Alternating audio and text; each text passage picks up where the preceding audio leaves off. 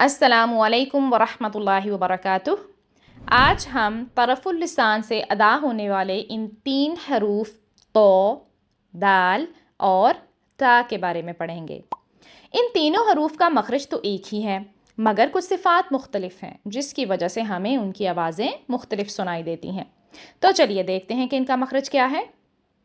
ये हरूफ ज़बान की नोक के ऊपरी हिस्से और ऊपर के सामने वाले 2 दांतों की जड़ से निकलते हैं। अब सबसे पहले तो आपको ये मालूम होना चाहिए कि जड़ कहाँ होती है। तो इस पिक्चर को ज़रा ध्यान से देखें। दांतों के साथ वाली इस जगह को मसूड़े कहते हैं और इसके आगे ये उभरी हुई जगह दांत की जड़ कहलाती है और अरबी में इस उभरी हुई जगह को नतआ कहा जाता है। इसलिए इन तीनों हरूफ के मजमूए को हरूफ़ुन नतइया कहा जाता है। एक बहुत ही अहम बात, इन हरूफ की अदायगी के लिए आपने सिर्फ ज़बान की नोक और इसका ऊपरी हिस्सा ऊपर 2 दांतों की जड़ पर लगाना है। ज़बान को बहुत ज़्यादा फैलाना नहीं है। ये ना हो कि ज़बान के अगले सारे किनारे ही ऊपर तालू के साथ टच हो जाएं। ऐसा करना गलत है। अब इन तीनों हरूफ में से तो हैवी लेटर है और दाल और ता लाइट लेटर्स हैं। अब इस तस्वीर को ज़रा ध्यान से देखें। तो की अदायगी के लिए ज़बान की जड़ को भी ऊपर उठाया जाता है और आवाज़ को इस हिस्से में ट्रैप किया जाता है ताकि हमें हैवी सुनाई दे, जैसे तो, ती, तू, ली, तो, लीना। एक बात का ख़ास ध्यान रखें कि तो की अदायगी करते हुए आपके होंठ गोल नहीं होने चाहिए, क्योंकि अक्सर लोग इसको हैवी करने के लिए होंठों को गोल कर लेते हैं और हमें ऐसी आवाज़ें सुनाई देती हैं, तो। अब आप इस पिक्चर को ज़रा ध्यान से देखें।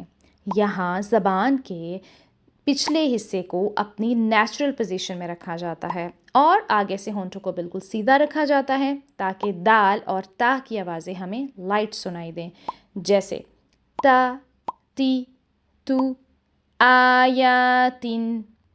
और दाल के लिए दा, दी, दू, जदीदुन।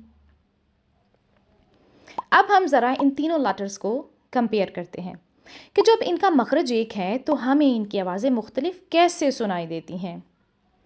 जब हम ता अदा करते हैं तो हम ज़बान की नोक को बहुत ज़्यादा क़ुव्वत के साथ लगाने की बजाय थोड़ी कमज़ोरी के साथ ऊपर वाले 2 दांतों की जड़ पर लगाते हैं और हमारे ये वोकल कॉर्ड्स खुल जाते हैं, जिसकी वजह से यहाँ से सांस जारी रहने की आवाज़ आती है। ख़ास तौर पर जब ता साकिन होता है तो ये वाज़ेह तौर पर सुनाई देता है, जैसे अत, इत, उत। मगर जब हम दाल और तो अदा करते हैं तो ज़बान की नोक को पूरी क़ुव्वत के साथ 2 दांतों की जड़ पर लगाते हैं और ये वोकल कॉर्ड्स बंद हो जाते हैं, जिसकी वजह से वाइब्रेशन पैदा होती है और ऐसी आवाज़ सुनाई देती है, अद, इद, उद, अत, इत, उत। अब हम देखते हैं कि इन हरूफ की अदायगी करते हुए अमूमन कौन सी गलतियां होती हैं। पहले तो ये कि तो और दाल को अदा करते हुए सांस के जारी रहने की आवाज़ आने लगती है, जैसे वतूरी, तीनिन, जबकि इनकी सही अदायगी ऐसे है, वतूरी, तीनिन। दूसरी गलती हम तब करते हैं जब ता साकिन होता है और हम इस पर कलकला कर देते हैं, जैसे फितनतुन, क़द्दमत, जो कि गलत है। एक और गलती तब होती है जब ता और तो एक साथ आते हैं और हम या तो दोनों को हैवी कर देते हैं या दोनों को लाइट कर देते हैं, जैसे अल-मुतत्तहिरीना।